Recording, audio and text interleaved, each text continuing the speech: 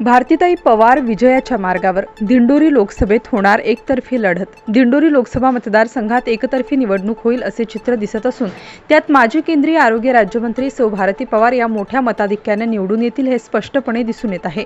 तसे पाहता राष्ट्रवादी काँग्रेस शरदचंद्र पवार गटाचे तसेच महाविकास आघाडीचे उमेदवार भास्कर भगरे हे नवखे उमेदवार असून त्यांची दिंडोरी मतदारसंघावर म्हणावी तशी पकड नाही. कार्यकर्त्यांचाही बांधवा आहे. दुसरीकडे भाजपा महायुतीचे उमेदवार भारती पवार यांनी आपल्या 5 वर्षाच्या खासदारकीच्या कार्यकाळात दिंडोरी लोकसभा मतदारसंघात असंख्य विकास कामे केली आहेत. तसेच या मतदारसंघात गावखेड्यापर्यंत कार्यकर्त्यांचे जाळे भारती पवार यांनी निर्माण केले आहे.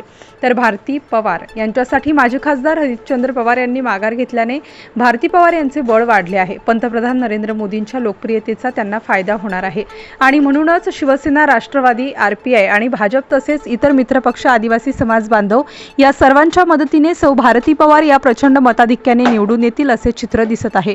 सौ भारती पवार या निवडून आल्यास निश्चितच केंद्रीय मंत्रिपद खेचून आणतील आणि दिंडोरी लोकसभा क्षेत्राचा नेत्रदीपक विकास करतील यात शंका नाही. Star news bureau, Nashik.